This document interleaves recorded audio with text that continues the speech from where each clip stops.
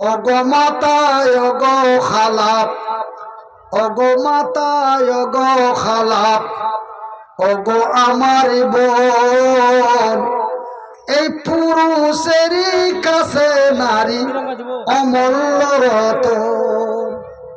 ঠান্ডা করে দেন।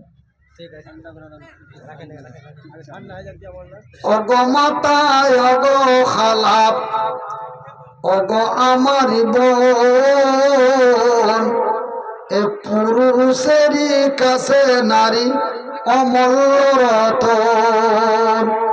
এ দুনিয়াতে যত ধন পুরুষেরই আছে, তার চাইতো মূল্যবান নারী তারই কাছে। কিন্তু সেই নারীটা নেক হওয়া চাই, ইহকাল পরকাল হবে সুখময়। তবে নেক নারী কাকে কয়? যে নারী পাঞ্জি গানা নামাজ পড়িবে, আর যে নারী রমজানের রোজা কভু না ছাড়িবে, আর যে নারী ইজ্জতের রাখিবে খেয়াল, এ স্বামীর সেবা করে যাবে বাঁচে যত কাল। তাহার জন্য আল্লাহ তাআলা জান্নাত খুলে রবে, যেই দরজা দিয়ে ইচ্ছা জান্নাতে চলে যাবে। নারে তাকবীর, নারে তাকবীর। ভাই একবার বাংলাদেশি নারা লাগাইতো, নারাই তাকবীর, নারাই তাকবীর। আল কোরআনের আলো। এই মাসের 16 তারিখে বাংলাদেশ ঢুকে যাব, এই জন্য একটু ক্যালচারটা করে নিলাম। নারাই তাকবীর, নারাই তাকবীর।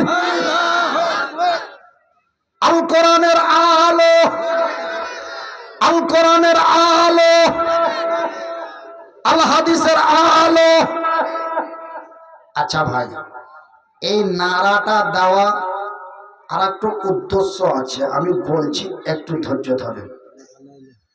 বিসমিল্লাহির রহমানির রহিম। ওয়া তুজাহিদুনা ফি সাবিলিল্লাহি বিআমওয়ালিকুম ওয়া আনফুসাকুম যালিকুম খায়রুল লাকুম ইন কুনতুম তা'লামুন। আল কোরআন। সম্মানিত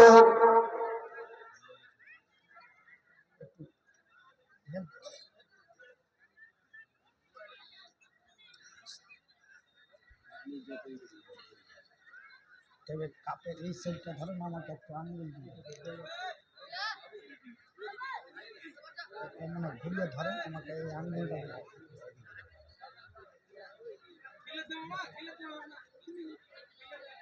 আপনি খেলে রেডি করুন।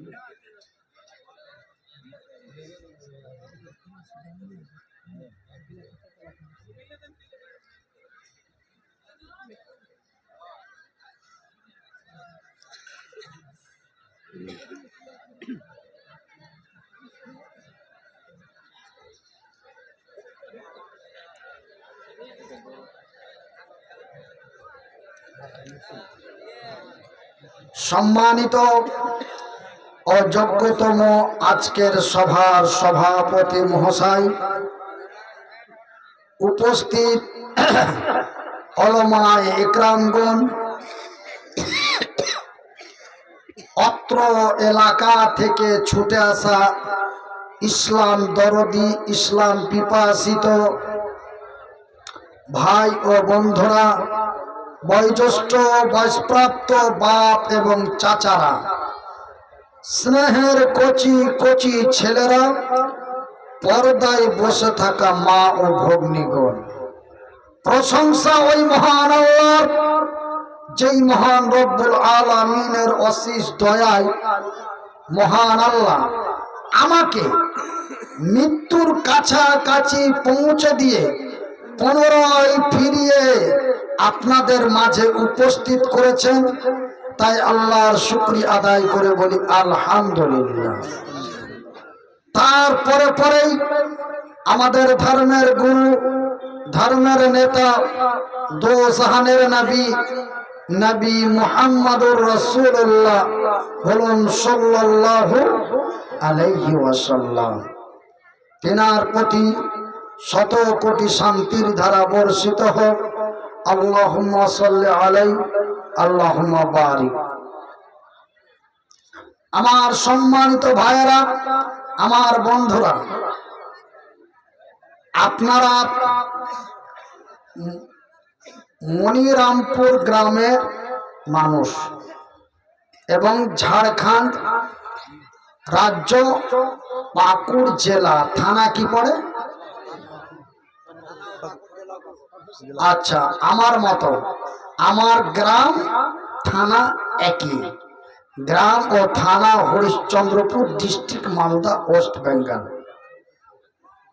তো আমার ভাইরা, আমার বন্ধুরা, আমি আপনারাকে আলোচনা শোনাবার জন্য পবিত্র আল কোরআনের সূরা আল বাকারা থেকে এবং অন্য একটি সূরা থেকে ছোট্ট ছোট্ট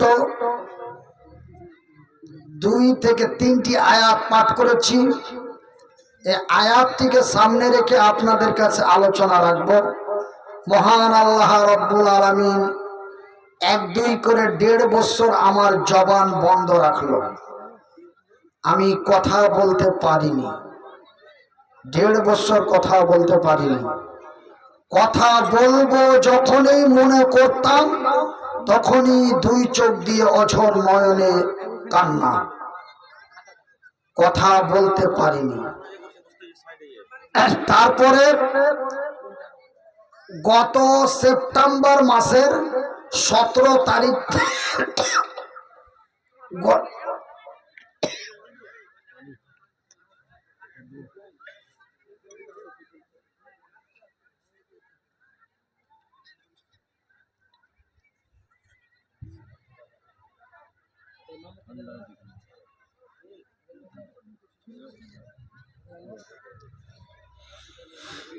গত সেপ্টেম্বর মাসের 15 তারিখ থেকে আল্লাহ জবান খুলেছে।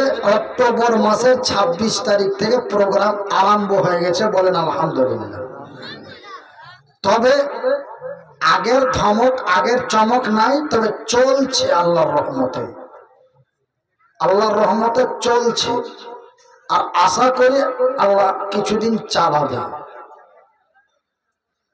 যখন আল্লাহ মৃত্যুর হাত থেকে বাঁচিয়ে দিয়েছেন, আমি প্রতিটা ডাক্তারের কাছে, বহু ডাক্তারের কাছে চিকিৎসা করলাম।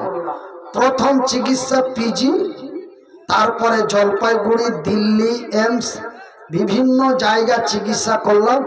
একটাই কথা, স্যার आपका नसीब बहुत अच्छा है যে आप बच गया, क्योंकि हेमारेज बीमारी মানে ব্রেন স্ট্রোক রোগী কখনো বাঁচে না, 100তে 99টা।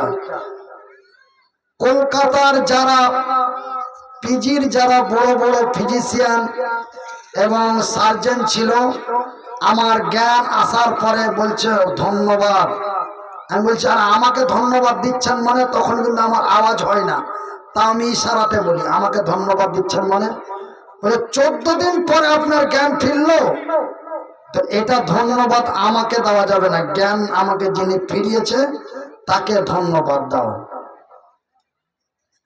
আমি ইঙ্গিতে এভাবে এভাবে এভাবে কথা বললাম, তারা বুঝতে পেরে শুধু মুড়িটা হিলালো আর মুচকিটা না হাসলো।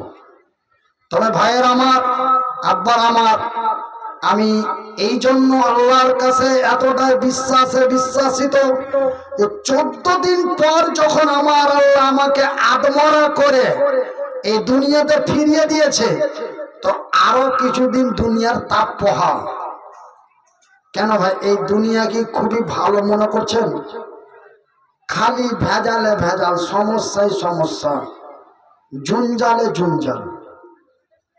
তো আমি আপনারাকে বলে নাড়ায় দিয়ে কেন আমাকে চিলিয়ে কথা বলতে নিষেধ আছে, তারপরেও কেন নাড়াটি দিলাম?